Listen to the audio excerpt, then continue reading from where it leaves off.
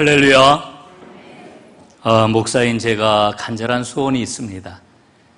그는 여러분들이 행복하게, 우리 전능교회 모든 성도들이 행복하게 주 안에서 살아가는 겁니다. 그리고 아프지 않고 또 하는 일마다 잘 되어서 하나님이 내 삶을 이렇게 인도하시는구나, 이런 그 간증들이 날마다 넘쳐났으면 좋겠습니다. 여러분, 목사인 제 마음도 이른데 하나님의 마음은 오죽하시겠습니까? 여러분, 하나님의 간절한 소원은 여러분들이 행복하게 주 안에서 제대로 된 삶을 살아가는 것, 이게 아마 우리 하나님의 마음이실 것입니다. 저는 이 행복한 그 삶, 이 행복이라고 하는 것을 이야기할 때마다 그런 생각을 먼저 갖게 돼요. 저도 어쩔 수 없이 가진 것이 뭔가, 뭐를 이루었나, 이렇게 생각을 하게 됩니다. 그래서 가진 것이 많이 있으면은 행복하고, 가진 게 없으면은 행복하지 못할 거라고 하는 이와 같은 생각을 은연중에 갖게 되지요. 그런데 사람들을 만나 보면은 그렇지 않다라고 하는 것을 참 많이 발견을 합니다. 의외로 삶의 조건하고는 상관없이 행복하게 살아가는 사람들이 굉장히 많아요. 그런 사람들을 만날 때마다 충격을 받습니다, 사실은. 그래서 제 자신에게 묻게 되지요. 나는 지금 제대로 살아가고 있는 건가? 나는 하나님께서 정말 기뻐하시는 바대로 살고 있는 건가? 하나님 앞에 잘 살아야 되겠구나 라고 하는 마음이 드는 겁니다. 경기 연해에 화성지방이 있습니다. 그 화성지방에 덕성교회라고 있는데 아주 시골 교회지요. 수원에서 좀 들어가다 보면은 조암이라고 하는 곳이 있는데, 이 조암에서도 한 10여리 들어가게 되는 외진 곳에 있는 농촌교회입니다. 이곳에서 목회를 하고 있는 김종길 목사님이 계십니다. 이분은 참 성격이 조용하세요. 그리고 하나님의 마음을 깊이 헤아리면서 목회를 하고 있는 그런 분입니다. 이 덕성교회, 옛날에는 덕다리라고 그랬어요. 덕다리. 이 덕다리 교회에서 지금 25년간 목회를 하고 있습니다. 교인들이래야 한 40여 명, 이렇게 모일까요? 50명도 채 모이지 않는 그런 조그마한 그 농촌교회입니다. 그런데 그 교회에서 25년 동안을 목회를 하고 있습니다. 참 그 모습을 볼 때마다 정말 훌륭하다, 이런 그 생각이 들어요. 이분이 공부하는 걸 얼마나 좋아하는지 구약학으로 PhD를 받은 분이기도 합니다. 이분은 자신의 그 목회를 이렇게 이야기를 해요. 내 목회는 예수 목회 혹은 수도 목회, 이거를 목표로 삼고 있습니다. 그런데 이분이 다른 사람들이 이야기를 하죠. 이렇게 어려운 농촌교회에서 오랫동안 한 곳에서 떠나지 않고 목회를 하시니 당신 참 훌륭합니다, 이렇게 얘기를 하면은 뭐라고 대답을 하는지 아십니까? 나요? 내 스스로 떠날 기회를 놓쳐가지고 떠나지 못하고 그냥 여기 주저앉아 있는 겁니다. 목회자인 내가 정말 본받아야 할 분은 나사렛 예수님이신데, 나는 내 목회를 돌아보니까 예수님을 제대로 본받지를 못했습니다. 다만 어설프게 내가 흉내를 내고 목회를 지금까지 해온 모습을 보니까 광야의 세례 요한을 닮은 것 같아서 내 목회가 너무나도 부끄럽습니다, 이렇게 이야기를 해요. 이 이야기는 주님께서 이루라고 명령하신 하나님 나라를 그 자그마한 그 시골교회 공동체 안에서도 제대로 구체화시키지 못했다라고 하는 안타까움과 죄송스러움의 표현이며 고백인 것이지요. 제가 이분을 가끔 만나요. 가끔이라고 그러는 게 한 2, 3년에 한 번 만나는가 그래요. 그런데 이분을 만나게 되면은 고개가 절로 숙여져요. 참 맑고도 깊은 영성을 갖고 있는 분입니다. 제가 볼 때 이분은 정말 행복한 목회를 하고 있는 분이라고 하는 그런 생각을 갖는 거지요. 여러분, 강남대학교에 강유정 교수라고 있는데, 이분이 엊그제 그런 글을 썼어요. 빅토르 위고에 대한 이런 그 분석을 합니다. 프랑스의 위대한 작가 빅토르 위고는 행복이 운수라고 하는 것을 알고 있었다. 그래서 빅토르 위고는 말한다. 운수가 좋은 사람들은 운수가 나쁜 사람들을 보고 연민해야 한다. 하지만 현실은 어떠한가? 현실은 이와 반대다. 사람들은 연민하지도 않고 관용을 베풀지도 않는다. 레미제라블에 나오는 장발장은 가장 비참한 사람처럼 보이지만 장발장은 미리엘 주교를 만나 가장 비참한 사람이 될 불행에서 비켜간 사람이 되었다. 은촛대를 훔친 걸 긍휼과 관용으로 받아줌으로 새로운 삶의 기운을 얻게 되었던 것이다. 오히려 가장 비참한 사람은 고집불통 원칙주의자 자베르 경감이다. 빅톨 위고가 그의 여러 작품에서 말하고자 하는 바는 분명하다.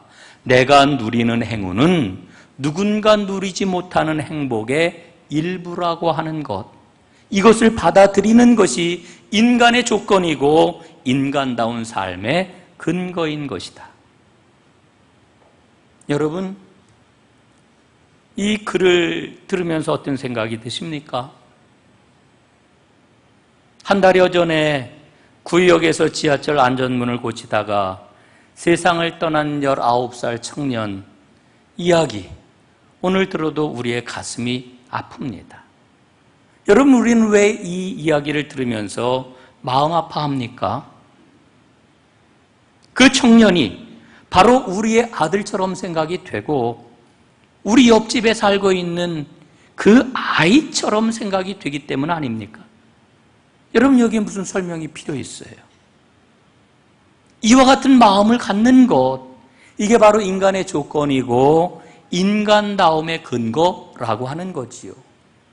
여러분, 우리는 인간다움을 잃지 말아야 됩니다. 그런데 이 세상은 점점 인간다움을 앗아가고 있습니다. 인간다웁게 살려고 하는 우리를 자꾸만 넘어뜨리려고 합니다. 여러분, 이런 상황에서 오늘 성경 본문을 한번 보십시오. 오늘 1절에 보면은요, 이렇게 말씀을 합니다. 너희는 하나님을 본받는 자가 되라. 이렇게 말씀을 합니다. 하나님을 본받는 자 되라. 여러분이 얼마나 대단한 그런 그 말씀입니까? 여러분, 윌리엄 바클레이라고 하는 유명한 주석가는 오늘 이 본문 말씀을 가리켜서 세상에서 가장 고상한 기준이다, 이렇게 이야기합니다. 세상에서 가장 고상한 기준, 하나님을 본받아라. 여러분, 우리가 누구입니까? 여러분, 내가 누구입니까? 예수 믿고 있는 내가 누구입니까? 여러분, 내가 누구냐 하면은 바로 하나님을 본받기 위해서 매일매일을 살아가는 사람들입니다. 예? 이게 오늘 우리의 정체예요. 여러분, 단순하게 우리가 오늘 돈을 좀 더 많이 벌어야지, 오늘 하루 좀 더 즐겨야지 이러고 살아가는 게 아니라 우리의 삶은 하나님을 본받기 위해 살아가는 것이다, 이렇게 말씀해주고 있는 거예요. 여러분, 우리는 하나님을 본받아야 되는 사람이에요. 그러나 오늘 본문을 보면은 굉장히 좀 막연하고 좀 생뚱맞게 느껴지기도 합니다. 왜냐하면은요, 하나님이 어떤 분이십니까? 하나님은 너무나도 놀라운 능력을 갖고 계신 분이잖아요. 그렇기 때문에 그런 하나님의 모습, 하나님의 본질을 생각을 할 때에 하나님을 본받으라고 하는 이 말은 너무나 터무니없는 말씀처럼 여겨집니다. 예? 그런 하나님을 우리가 어떻게 본받을 수가 있겠어요? 그런데 오늘 성경 말씀을 자세하게 읽어보게 되면은 하나님을 어떻게 본받아야 되는지를 분명히 알 수가 있습니다. 1절에 이렇게 기록이 되어 있죠. 그러므로 사랑을 받는 자녀같이 너희는 하나님을 본받는 자가 되라, 말씀합니다. 여러분, 이 말씀을 잘 보세요. 하나님은 여러 가지 속성을 갖고 계십니다. 그런데 그 가운데서 하나님의 사랑을 본받으라, 이렇게 말씀을 하고 있는 거예요. 오늘 말씀의 의미가 바로 이와 같은 것입니다. 그래서 메시지 성경을 보니까 오늘 본문을 이렇게 번역을 하고 있어요. 하나님과의 사귐을 지속함으로 사랑의 삶을 익히라, 이렇게 말씀하고 있습니다. 여러분, 우리는 늘 하나님과의 사귐을 지속적으로 가져야 돼요. 그럴 때에 우리는 사랑의 삶을 익히는 사람이 될 수가 있는 겁니다. 이 사랑의 삶을 익히는 것이 바로 하나님을 본받는 것이다. 이렇게 말씀해 주고 있는 거지요. 여러분, 그러므로 우리는 하나님의 사랑을 잘 알아야 됩니다. 하나님의 사랑을 잘 알아야 돼요. 여러분, 하나님의 사랑은 어떤 사랑입니까? 한 3가지 정도를 생각할 수 있어요. 첫 번째로는 하나님의 사랑은 인색한 사랑이 아니라 아낌없이 주는 사랑입니다. 하나님은 아낌없이 주셔요. 오늘 하나님께서는 여러분에게 사랑을 주시는데 아까워가지고 주머니에 넣다 뺐다 줄까 말까 이런 사랑이 아니라 있는 것 자체를 완전히 여러분에게 다 주시는 이와 같은 사랑이라고 하는 거지요. 여러분, 십자가 사랑을 한번 생각해 보세요. 십자가를 통하여 하나님께서는 자기 자신의 모든 것을 다 내어주셨습니다. 우리를 구원하시기 위해서 모든 것을 포기해 주셨습니다. 이게 바로 하나님의 아낌없는 사랑이지요. 여러분, 우리는 이 아낌없는 사랑을 알아요. 영적으로도 알지만 우리가 이 땅에서 살아가는 동안에 이 사랑을 이미 받았고 알고 있어요. 예? 여러분, 자녀들에게 어떻게 하십니까? 자녀들에게 사랑을 줄 때 어떻게 해요? 아낌없이 주잖아요. 아낌없이. 예? 여러분, 아낌없이 부모가 자녀에게 사랑을 준단 말입니다. 이 사랑, 부모가 자녀에게 주는 이 사랑을 통해 가지고 하나님의 아낌없는 사랑이 무엇인지를 우리는 알게 되는 거예요. 여러분, 바로 이 사랑을 말씀하고 있는 겁니다. 그래서 하나님과의 사귐을 갖고 이 사랑을 본받는 사람이 될 때에 우리는 그 사랑을 이제는 우리의 자녀들 뿐만 아니라 다른 사람들에게도 주게 되는 거지요. 여러분, 자녀를 사랑하는 것, 자녀에게 아낌없이 주는 것, 이거는요, 예수 믿지 않는 사람들도 다 해요. 우리보다 더 잘하는 사람들도 많아요. 예? 우리는 어떤 사람이냐? 우리 자녀들 뿐만 아니라 자녀가 아닌 다른 사람에게도 아낌없는 사랑을 주는 사람, 이 그리스도인이라고 하는 거지요. 두 번째 하나님의 사랑은 용서하는 사랑입니다. 하나님께서 우리를 용서해 주셨습니다. 하나님께서 우리를 용서해 주신 사랑으로 우리는 하나님의 자녀가 되었습니다. 여러분, 우리 이거 착각하지 말아야 돼요. 우리가 교회 생활을 오래 하다 보면은요, 신앙생활 오래 하다 보면은 자꾸만 우리는 뭔가를 따지잖아요. 목록을 갖고 있잖아요. 어떤 목록입니까? 내가 한 것들. 예? 이런 목록을 지금 우리는 모두 다 갖고 있단 말이에요. 그래서 그것 때문에 마치 내가 무엇인 것 양 이렇게 생각을 하는데 여러분, 그렇지 않아요. 그렇지 않습니다. 여러분, 우리가 하나님의 자녀가 되고 그래서 하나님의 일을 하게 된 것은 전적으로 우리를 받아주신 하나님의 용서하시는 사랑 때문입니다. 예? 여러분, 우리가 그 마음을 놓치지 말아야 돼요. 탕자의 비유를 보면은 아들이 집을 나가잖아요. 재산을 다 갖고 나가잖아요. 나가서 호랑방탕하고 아버지의 재산을 다 탕진해버리고 말았잖아요. 그리고서는 마침내 갈 데가 없게 되니까 죽음 직전에서야 아버지께로 돌아오잖아요. 아버지께 돌아와서 뭐라고 이야기를 합니까? 나는 아버지께 아들이라고 불릴 자격이 없사오니 나를 그저 품꾼의 하나, 종의 하나로 여겨주십시오. 여러분, 우리 마음이 이 하나님께 용서받을 때의 그 기쁨, 그 은혜, 이것을 놓치지 말아야 됩니다. 우리는 하나님의 용서하시는 사랑에 의해서 하나님의 자녀가 되었습니다. 하나님께서 우리를 용서해 주신 것과 같이 우리도 다른 사람을 용서하는 게 중요하다라고 하는 것을 일러주고 있는 거지요. 세 번째 하나님의 사랑은 살아있는 사랑입니다. 예? 살아있는 사랑. 사랑이 명사입니까? 동사입니까? 사랑은 항상 동사예요. 동사. 예? 움직이는 겁니다. 살아있는 실제입니다. 그래서 사랑하면은 우리의 가슴이 벌렁벌렁 뛰는 거예요. 사랑을 하게 되면은 움직이게 되는 거예요. 사랑을 하면은 마음이 열리게 되는 거예요. 하나님의 사랑은 바로 이와 같은 사랑인 것입니다. 여러분, 사도 바울의 모든 서신을 요약해서 정리를 하면은 세 가지로 다 정리가 돼요. 그 세 가지가 뭔지 아십니까? 첫째, 하나님을 본받으라. 둘째, 그리스도를 배우라. 셋째, 성령을 근심하게 하지 말아라. 이게 사도 바울의 모든 말씀의 요약입니다. 하나님을 본받으라. 그리스도를 배워라. 성령을 근심하게 하지 말아라. 여러분, 이게 바로 성도입니다. 오늘 성경 말씀을 보면은 성도, 너희는 곧 성도다라고 하는 이런 말씀이 나와 있잖아요. 여러분, 예수 믿는 우리는 성도입니다. 예? 성도. 우리는 성도예요. 이 성도라고 하는 말이 이게 얼마나 놀라운 말입니까? 우리는 전혀 준비가 되어 있지 않은데 하나님께서는 우리를 어떻게 취급하시느냐? 성도 거룩한 사람이라고 이렇게 우리를 취급해 주시는 거예요. 여러분, 만나면 어떤 얘기를 하십니까? 만나면 무슨 얘기 하세요? 아유, 어디 갔더니 세일을 해가지고 이게 50만 원짜리인데 이 20만 원에 샀어. 여러분, 30만 원 벌었다고. 예? 좋은 거 싸게 샀다고. 뭐 이런 이야기. 아니면 어디 갔더니 어디 맛있는 집이 있어가지고 금요일 날 저녁에 거기 갔다가 아주 배 터지게 먹고 배가 1인치는 나왔다고. 여러분, 요즘 드라마 가운데 제일 재밌는 드라마가 뭡니까? 뭐 드라마 본 그 시시한 이야기. 예?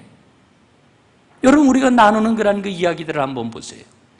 사도 바울은 성도인 우리가 마땅히 가져야 할 그런 그 삶의 자세, 하나님을 배우는 것이요, 하나님을 본받는 것이요, 그리스도를 배우는 것이요, 성령을 근심하게 하지 말라고 하는 것, 이와 같은 말씀을 주셨는데 여러분, 여기에 대해서 우리가 이야기를 별로 안 나눠요.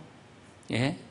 우리가 나누는 이야기를 보면은 세상 사람들과 별로 다를 바가 없어요. 여러분, 성도답지 않은 모든 말과 행동은 버려야 됩니다. 공동체에 합당하지 않은 그러한 그 행동과 언행들은 다 버려야 됩니다. 오늘 성경이 우리에게 일러주고 있어요. 하나님을 본받는 자, 사랑 가운데 살아가는 자에게 나타나야 될 그런 그 삶의 모습, 버려야 될 것을 마땅히 버리는 것이다. 이것을 말씀해 주고 있는데 구체적으로 어떻게 일러주고 있습니까? 3절의 첫 번째 내용이 나와 있습니다. 모든 음행과 더러운 것과 탐욕은 그 이름이라도 부르지 말아야 한다. 이렇게 말씀해 주고 있습니다. 여러분, 우리의 마음속에 있는 음행과 더러운 것과 이 탐욕, 그건 입술에라도 올리지 말아라. 이렇게 말씀해 주고 있습니다. 여러분, 웨슬리가 남긴 글 가운데 이런 말이 있어요. 매우 짧은 이야기인데 한번 잘 들어보십시오. 나는 평생 15분 이상 걱정이나 두려움에 사로잡혀 본 적이 없다. 두려움이 엄습할 때면, 여러분, 두려움이 없었다는 이야기가 아니에요. 웨슬리에게도 두려움이 찾아왔어요. 두려움이 나를 엄습하게 되면 을의 두 눈을 감고 지금도 보좌에서 만물을 다스리시는 하나님께 감사를 한다. 그러면 그분이 나의 모든 것을 다스리신다라고 하는 것을 깨닫게 되고 그 안에서 나는 안도감을 갖고 안도감이 나를 휘감는 것을 느낀다. 여러분, 저는 이 짧은 글을 읽으면서 이게 웨슬리가 가졌던 믿음의 능력이로구나. 여러분, 어디 두려움뿐이겠어요. 우리의 욕심, 우리 안에 있는 온갖 더러움들이 우리 안에서 작동을 한단 말이에요. 예? 불안과 염려와 근심, 이런 것들이 작동한단 말이에요. 특별히 오늘 말씀에 비춰보면은 온갖 더러운 것과 탐욕, 이런 것들이 작동을 한단 말이에요. 여러분, 이거를 그냥 놔두게 되면은 그게 결국 나를 주관하게 되는 거예요. 나를 주관하게. 그런 것들이 나를 주관하지 못하도록 하나님께 나를 내어드리는 게 너무너무 필요한 것입니다. 이 믿음이 우리에게 필요해요. 예? 이런 믿음의 훈련, 주님 앞에 나를 내어놓는 이와 같은 믿음의 순종, 이런 게 매일 있을 때에 우리 믿음은 성장하는 거예요. 예? 여러분, 탐욕은 어떤 것에 대한 집착과 지나친 욕망을 이야기를 합니다. 그리고 이 탐욕은 그것을 얻기 위해서 모든 것을 희생하라고 하면서 우리 내면의 욕구를 자극을 합니다. 여러분, 오늘 성경 3절에 나와 있는 이 죄악의 목록을 좀 자세하게 보세요. 여러분, 이것들이 얼마나 강력한 힘을 갖고 있는지 몰라요. 이 죄악들은 우리 안에서 발판을 마련을 하기만 하면은 여러분, 우리가 그걸 통제할 수가 없어요. 우리 힘과 능력 가지고서는 이길 수가 없어요. 그래서 오늘 하나님께서는 말씀을 통해 우리에게 도전하시는 거예요. 그런 것들은 아예 입에도 담지 말아라, 이렇게 말씀을 해주고 있는 거지요. 여러분, 어떻게 가능할 수 있을까요? 순종의 훈련을 통해서 가능한 거예요. 예? 매일매일 우리는 순종해야 합니다. 여러분, 세상은 순종을 미련하다고 이야기를 해요. 순종을 좋아하지 않아요. 예? 복종하고 순종하는 것, 그건 지는 거라고 이렇게 이야기를 해요. 그러나 순종은 성경에서 일러주고 있는 영적 진리의 제일 첫 번째입니다. 순종이 무엇입니까? 우리 자신을 하나님께 전적으로 내어드리는 거예요. 하나님을 완전히 신뢰하는 거예요. 예? 하나님을 철저하게 신뢰하고 나 자신을 내어드리는 순종을 통해서만 우리는 우리 안에 있는 죄악의 교두보를 제거할 수가 있는 거예요. 사랑하는 여러분, 이 믿음의 역사가 여러분의 삶 가운데서 오늘 이 시간 그리고 앞으로도 계속해서 일어나기를 주님의 이름으로 축원합니다. 두 번째로 버려야 할 게 있어요. 4절에 보니까 누추함과 어리석은 말과 희롱의 말을 버리라 그랬습니다. 버리라. 누추함과 어리석은 말과 희롱의 말을 버리라. 그리고 어떤 말을 하라고요? 감사의 말을 하라, 이렇게 일러주고 있습니다. 여러분, 오늘 사람들의 말을 한번 보십시오. 사람들의 입술이 뭘로 다 정복이 되었는지 알아요? 오늘 성경에 나와 있는 누추한 말, 예? 더러운 말, 희롱하는 말, 이런 말로 입술이 정복이 되고 말았어요. 예? 여러분, 참 말에 의해서 사람이 남루해지기도 하고요, 사람이 위대해지기도 해요. 우리 그리스도인들은 말을 잘하는 사람이 되어야 돼요. 예? 말 잘하는 사람이 되시기를 간절히 바랍니다. 예? 여러분, 한번 좀 따라해 보세요. 말 잘하는 사람이 됩시다. 한번 절실하게 한번 더 해보실까요? 말 잘하는 사람이 됩시다. 여러분, 제가 이야기하는 이 말 잘하는 사람은요, 아주 언변이 뛰어나가지고 능수능란하게 막 화려하게 말을 하는 것을 이야기하는 게 아닙니다. 예? 입에서 남루한 말을 버리고, 누추한 말을 버리고, 어리석은 말을 버리고, 희롱하는 말을 버리는 이와 같은 사람. 그래서 감사의 말이 넘치는 사람, 이게 말 잘하는 사람이에요. 예? 이게 말 잘하는 사람입니다. 여러분, 이 누추하고 어리석고 희롱이 가득한 이와 같은 말이 왜 나오는지 아십니까? 이런 말은요, 다른 말로 하면은 야비한 말이라고도 이렇게 이야기를 해요. 야비한 말, 야비하다. 야비한 사람 만나보셨어요? 살아가면서 종종 야비한 사람 만나지요. 예? 야비한 사람 만나면 여러분 어떻습니까? 기분이 영 개운치가 않잖아요. 꿀꿀하잖아요, 아주. 예? 그 사람 정말 다음에는 안 만났으면 좋겠다라고 하는 이런 생각이 들잖아요. 야비한 사람입니다. 예?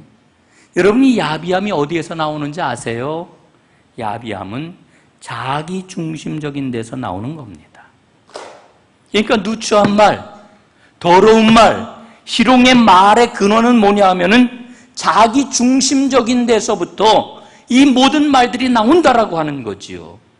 이걸 버리라는 거예요. 예? 이걸 버리라는 거예요. 그리고 대신에 어떤 말을 해요? 감사의 말을 해라. 4절 하반절에 오히려 감사의 말을 하라 이렇게 일러주고 있잖아요. 여러분, 몇 주째 제가 계속해서 이 감사라고 하는 주제를 계속해서 다루고 있는데, 여러분이 감사라고 하는 거는요, 하나님 중심적일 때 나오는 말입니다. 내 안에 하나님이 계실 때 나오는 말이 감사합니다. 여러분, 이 야비한 말은 자기 중심적인 말이고요, 감사의 말은 하나님 중심적인 말인 것입니다. 영국의 유명한 기독교 작가 C.S. 루이스는 이런 이야기를 했어요. 하나님께 자신을 맡기면 맡길수록 우리는 더욱 참된 자신이 된다. 왜냐하면 그분이 우리를 지으셨기 때문이다. 그런데 우리는 지금 하나님의 뜻과는 전혀 다른 모습을 하고 살아가고 있다.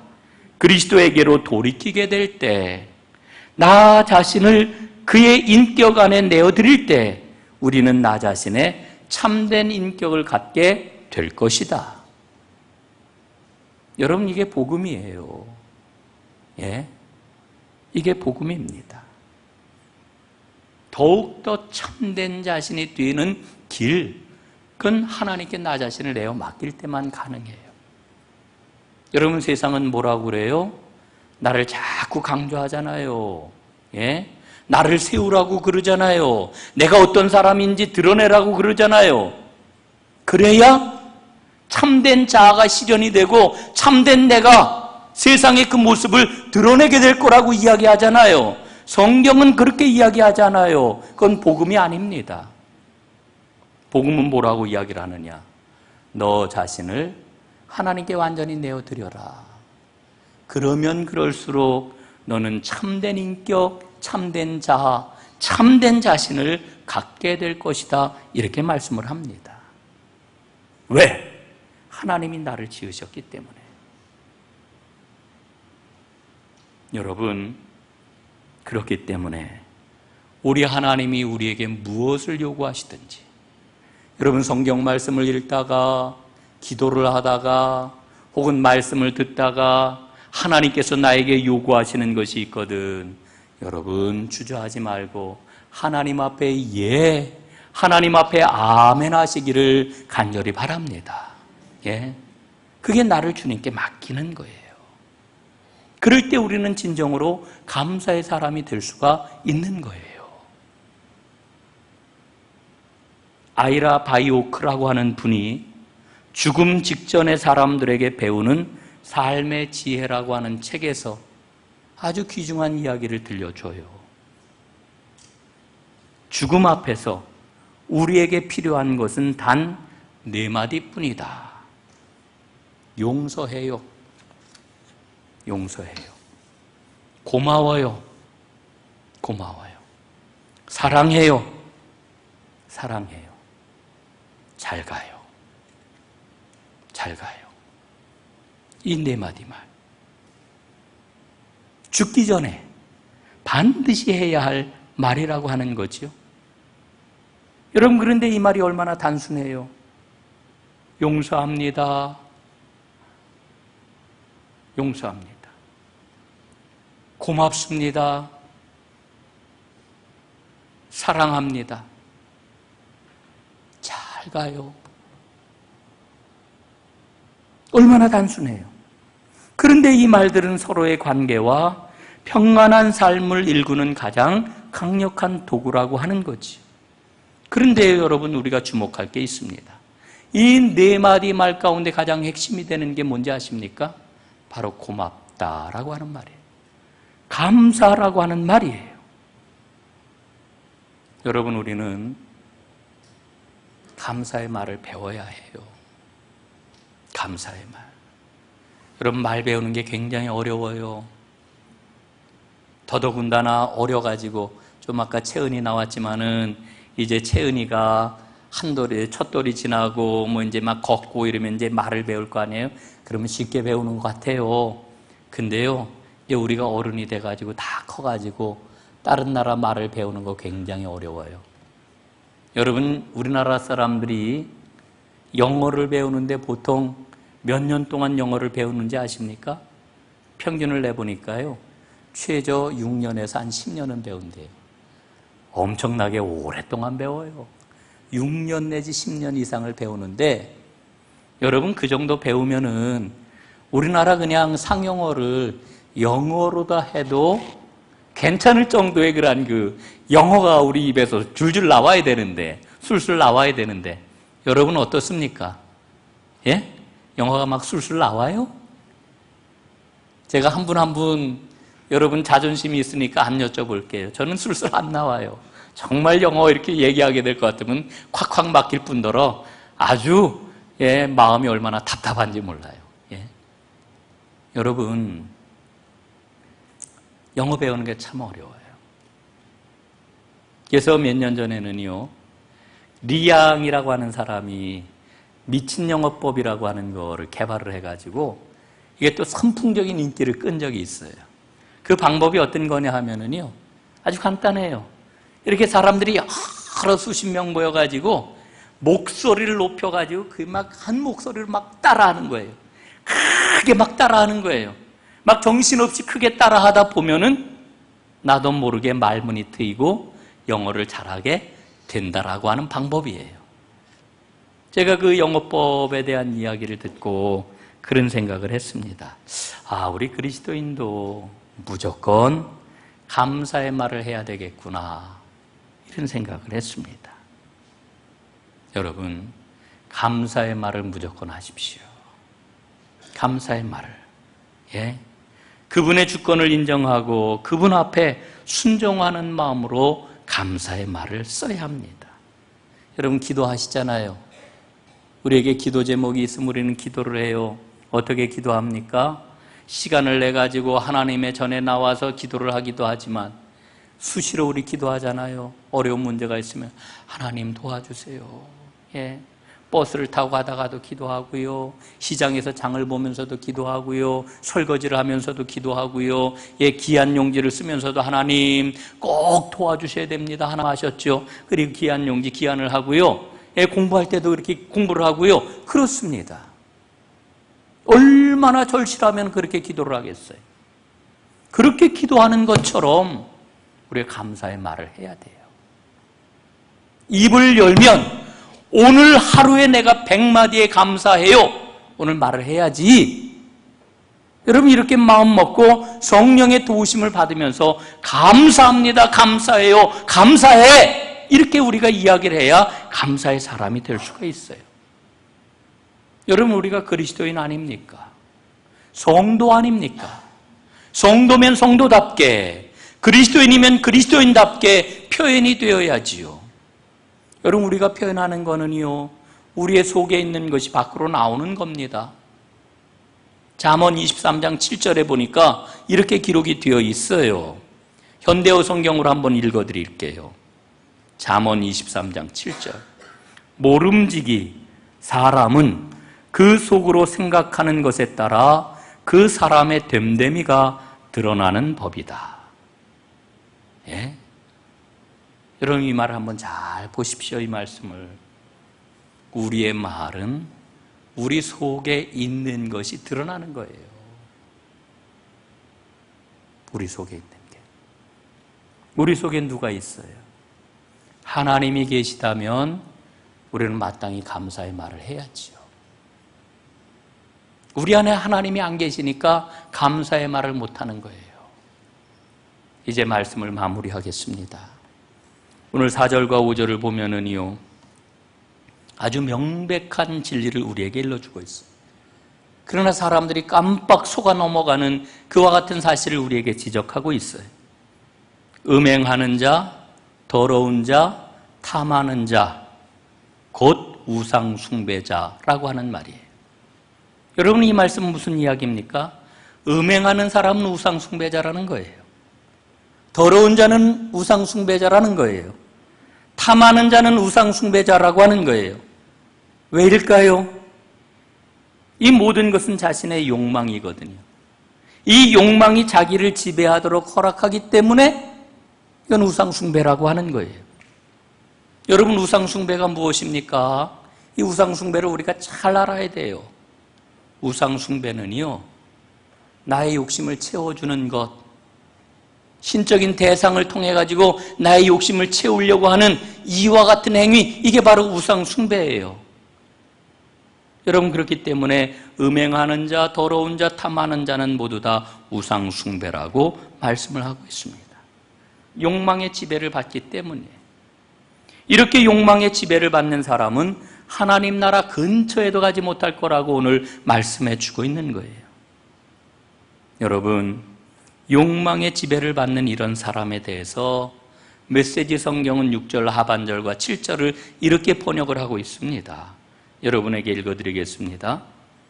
종교적으로 번지르르한 말에 속아 넘어가지 마십시오. 정작 하나님과는 아무 관계도 맺지 않으려는 자들에게, 여기서 번지르르한 말을 하는 사람, 그 다음에 하나님과 아무런 관계도 맺지 않으려고 하는 사람, 이 사람들이 바로 욕망의 지배를 받는 사람이라는 거예요. 이들에게는 하나님은 격한 노를 바라십니다. 그런 사람들 곁에는 얼씬도 하지 마십시오. 여러분, 내 안에 누가 계신가요? 우리 안에 누가 계신가요? 하나님이 계신가요? 아니면은 하나님보다 더 귀중하게 여기는 어떤 대상이 있는가요? 오늘 이거 정리하지 못하면은요, 우리 믿음 생활 죄송해요. 소용없습니다. 오늘 내 안에 누가 계세요? 하나님 계신가요? 아니면 하나님을 대신하는 그 어떤 대상이 있나요? 나의 자아? 나의 성공? 나의 명예? 내 명성? 여러분, 혹시 이런 것들이 내 안에 자리 잡고 우리는 그것을 구하면서 하나님의 이름을 부르고 있는 건 아닌가요? 내 안에 하나님이 계셔야 합니다.